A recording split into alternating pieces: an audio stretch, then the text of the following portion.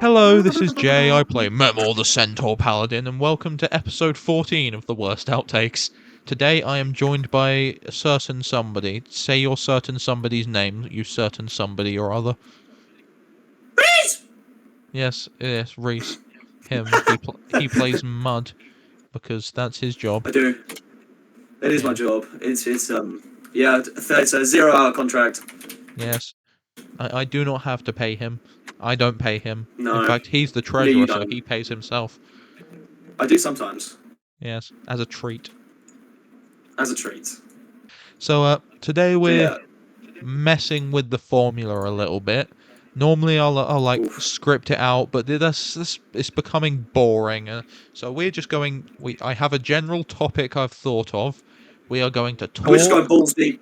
Yeah, we are going to see We're what going balls deep happens. and raw. Yeah, Yeah, that we are raw dogging this one, is the plan. indeed. But there is a certain a task that must be performed, because that's the whole reason why I thought to start the outtakes, and that's a recap of what happened in the last session.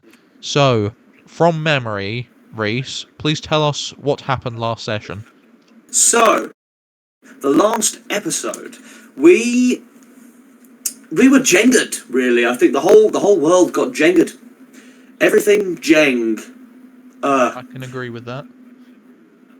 And, well, we couldn't have that, quite frankly.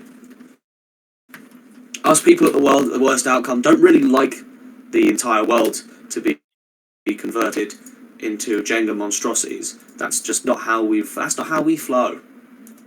Indeed. Just isn't. So we had to make a change for that one. So what we did is we went all about the show, and we plotted and prepared on how to battle this Jenga bastard last time I checked. Yes. And I believe that our strategy was to head to the woodworking shop and grab a whole bunch of woodworking tools, because that was the only place that didn't get jengered. We encountered, I believe, what could only be described as a Jenga golem as we were running through the place as well. Which, slight issue existing as a Jenga golem. Yeah. We beat him up and I think we shattered him to a bunch of small bits, and then we burned the bits. I don't remember burning them, but that may have happened. But yes, I mean, that was a student. We killed a student. We did kill a student. It is not to be.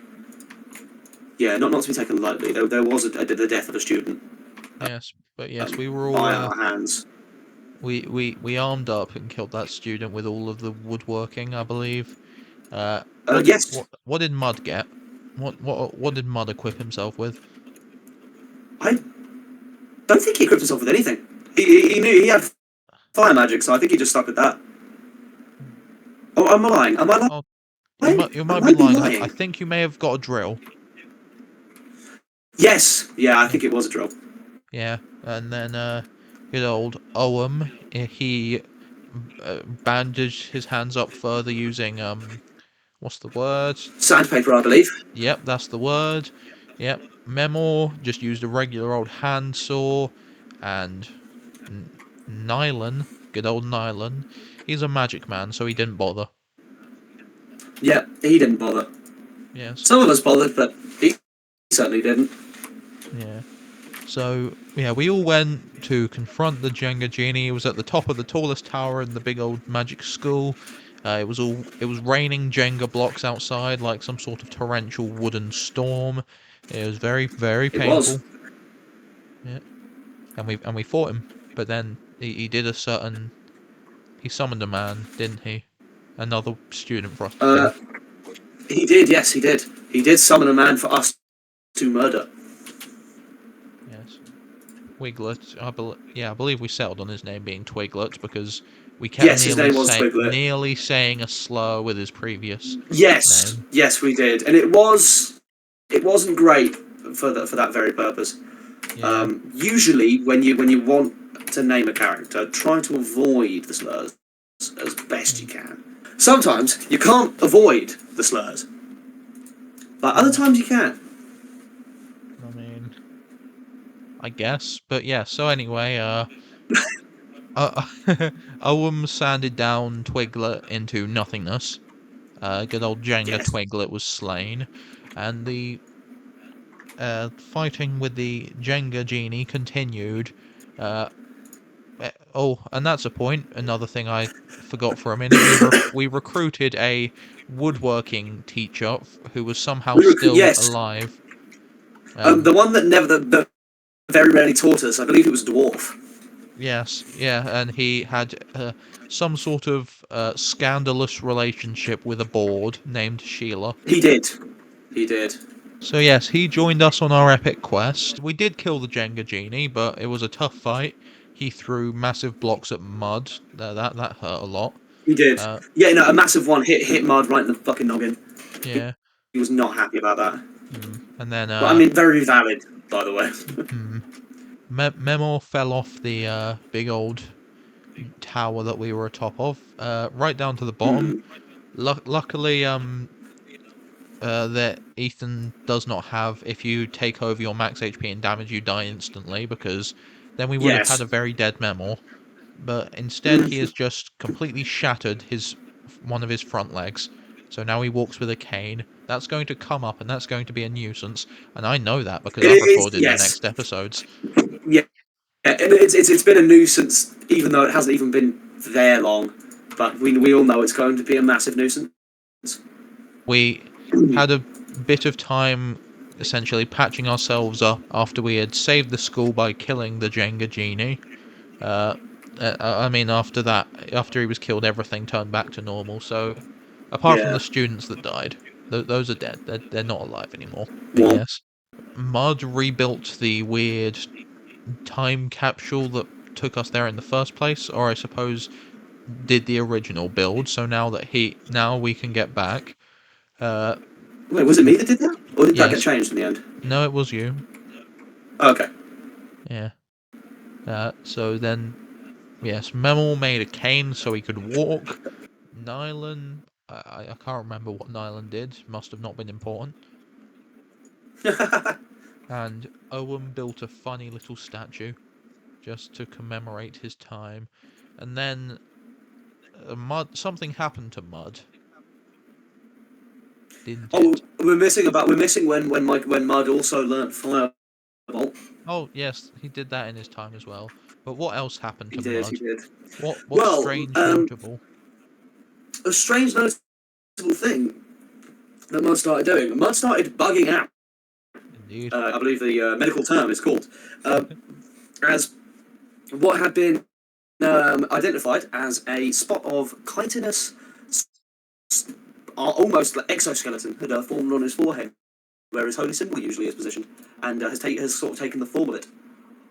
Oh no. He is And he becoming. has a surname now. His Yes, name is Mud Bungle, because indeed. somebody said he had Bungle, and he thought, maybe I do have Bungle. Yeah, And then he was Bungle. indeed. And that is so. Yes, we climbed into the time capsule, and that is about where that episode ends. Uh, That is about where that episode ends. yeah, I'll provide a little spoiler of our future plans. We also sort of remembered. Wait a second, we've been in there for how many weeks? Nyland's on a time limit. Yeah, That he is. And I wonder if that may become a relevant plot point.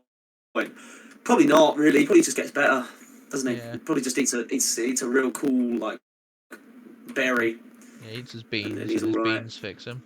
Yeah. I mean, classic. I mean, they always do. That is probably one of the longest recaps we've ever had. Yes. Yeah, no, it was a bit of an insane one. It Mm, would be how I describe it. It was rather enjoyable. mm. But yes, so now on to today.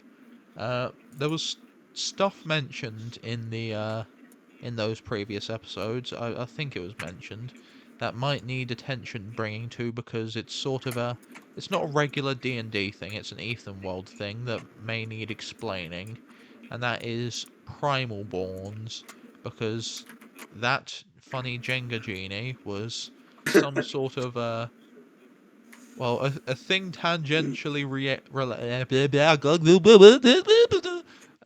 I dropped my He Bluetooth. was tangentially related to the idea of primal bonds. Yes, in that being he was a creator. We'll get to that in a second. But first, I would We probably will. need to explain what a primal born is. Maybe describe, yeah, just like, yeah. Let's start with that and then obviously start with primal as a concept. Yeah, okay. Well, I mean, I don't know much about primal as a concept. I just know about primal borns. Okay, well, I know a little bit about primal as a concept, so I'll be Ooh. able to have a ever so slight comment on this one. So essentially, primal, in a very fundamental way of describing things, is it's sort of an ancient magic that isn't really the same way magic normally is. It's more of a raw. It's kind of like a raw element in a way. It's it's raw elemental power. And primal borns are things born out of pure elemental power. Which, for example, primal can be described, with what's the word? Things that count as primal, things like order, magic, fire, Yes, well, all it of the start. classic Avatar Airbender things. Yeah, it starts with the sort of. This is sort of our DM's take on the like elementals and the elemental planes and stuff. You don't. I mean, you got fire, earth, wind, and water. Those are the four main primal things. But then you've got the other more niche primal things, and primal borns, they come about essentially when there is a lot of one of these particular things. So like, oh, we got an ocean. Whoa, we'll get a water elemental or a funny extra character that's part of one of our parties in a different campaign. Yes, yes, the pea puddle. Yes. Or you'll get like, oh, there's an abundance of earth. There's a lot of rocks there. Maybe we'll get some sort of golem-like rolling boulder creature. Alright, so that's a general idea of what a primal born is. And I mean, a general rule is the more of the thing, I guess, concentrated into the one guy, and the more specific it is, the more powerful the primal born. Oh, in a different campaign, we fought a thing that was essentially a primal born of pain and suffering, and that, well, there was And so fear. much. Yeah, there was so much of it lumped into one particular blob of space that it manifested as a giant, gooey, napalm breathing dragon. It was a pretty rough situation. There was a lot of like people's faces in it. Yeah, that was a fun thing. So that's generally what a primal born is.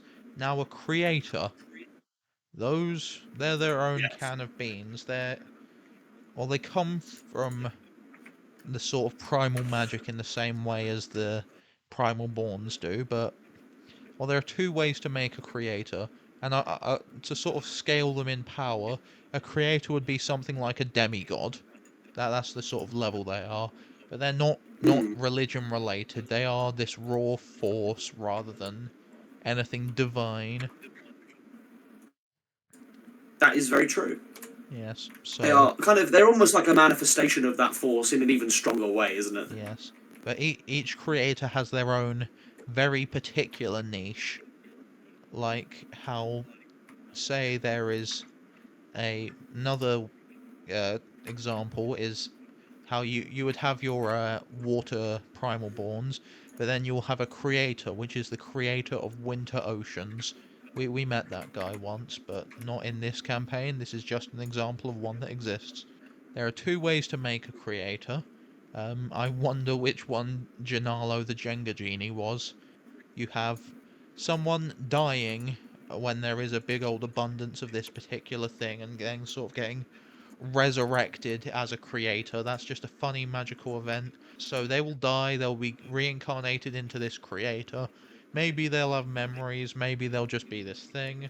Maybe Gennaro was killed by a Jenga tower that he built falling upon him or something. That is how creators work if the original person who became one has a soul, because you're not born a creator, it just happens.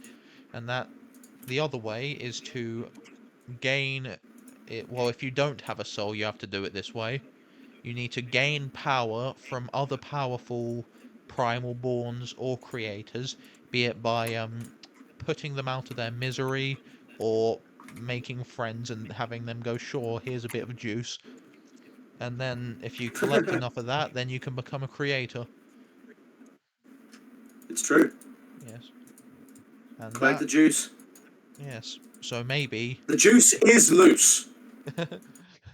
yes. So I in our when I was quizzing him about it, Ethan said Ginalo may have been a primal born of joy or games or some such thing.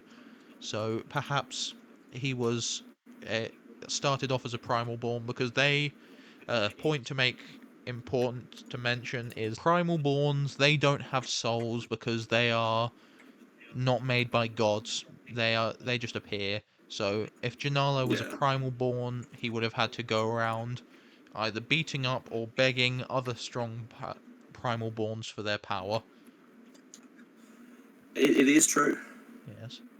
And so he was either yes, died in some sort of tragic Jenga related way, or that happened. He gained his power naturally. Or not Mm. naturally, but you know what I mean. And there is one core thing to know about uh, creators. I mean, obviously, we were able to defeat Ginalo at level 4, so they can't always be all that strong. But there is one certain thing that I am happy and surprised that Ginalo didn't make use of, and that is when you become a creator, you get 3 wishes, because wishes are hard to come by here in this good old setting. This is another tangential thing. They're a big bit of the lore. Not going to go into too much detail, but essentially the god of magic was shattered, and that's wishes. But yes, Yeah. when a primal born it becomes a creator, or a creator is just appears, they get 3 wishes, and they are all wishes are in this setting are always sort of monkey paw. Something will go wrong, especially with the bigger wishes. Yeah. Yeah. Very true. Yes. Yeah. The more specific you are, the less chance it's going to fuck everything up. Is generally the way it Yes. works. But even if you are specific, if it's something big and impactful, it will likely also still mess up. Yes. Yeah. Yeah, and this other It's combined with its impact and specificity. yes, yes, in this other campaign that we're doing, the good old Sig retelling, uh, there we also have access to, I think, maybe 2 wishes, but in my mind, wishes are essentially traps. They're just a trick. We have not used them, and there is no point. No. Well, there is a point. It's a last ditch. That's Yeah, what a wish really is a last ditch effort. yeah, If you have no other possible option to achieve whatever you're trying to achieve, then use your wish. But yes. unless it's that absolutely dire, don't touch it. Don't think it. Don't say it. Pee pee poo poo, man. So that's Primal Borns and Creators. That's all you need to know. That's the context behind Ginalo's existence. I hope he stays dead.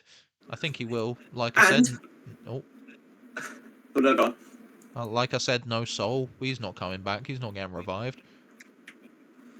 I certainly am not going to be doing it. Yes. Oh, I don't think enough that people even know about him to give a shit.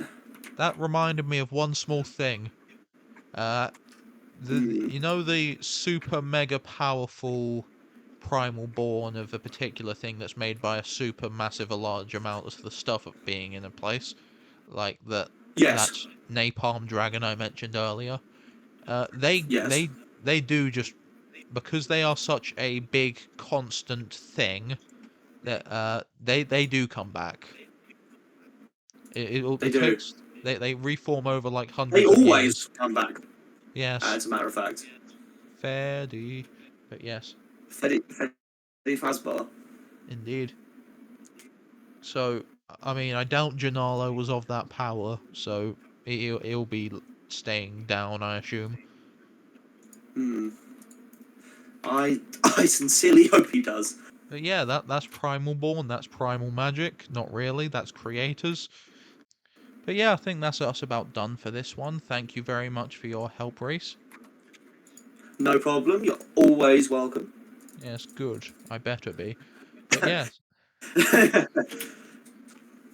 yes, thank you for You're in my walls, listening. Jay. I don't get a fucking choice. Yeah, that's true. That is 100% accurate. Oof.